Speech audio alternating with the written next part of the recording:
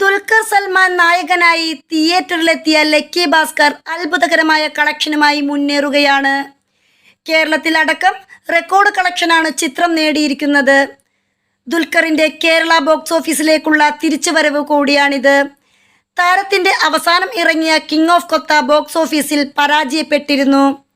കൊത്തയ്ക്ക് ശേഷം ദുൽഖർ മലയാള ചിത്രങ്ങൾ ചെയ്തിട്ടില്ല. എന്നാൽ ഡബ് ചെയ്ത ചിത്രത്തിലൂടെ കേരളത്തിൽ നേട്ടമുണ്ടാക്കിയിരിക്കുകയാണ് ദുൽഖർ.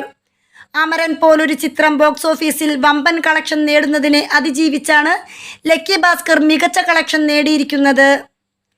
രണ്ടാം ഞായറാഴ്ച ലക്കി ഭാസ്കർ ബോക്സ് ഓഫീസിൽ നിന്ന് 5.57 കോടിയാണ് കളക്ട് ചെയ്തിരിക്കുന്നതെന്ന് ഫിൽമി ബീറ്റ് റിപ്പോർട്ട് ചെയ്യുന്നു. ചിത്രത്തിൻ്റെ 11ാം ദിനം കൂടിയായിരുന്നു ഇത്. ഇന്ത്യയിൽ ഇതുവരെ 54.6 കോടിയാണ് ചിത്രം കളക്ട് ചെയ്തിരിക്കുന്നത്. ആഗോളതലത്തിൽ ചിത്രം 80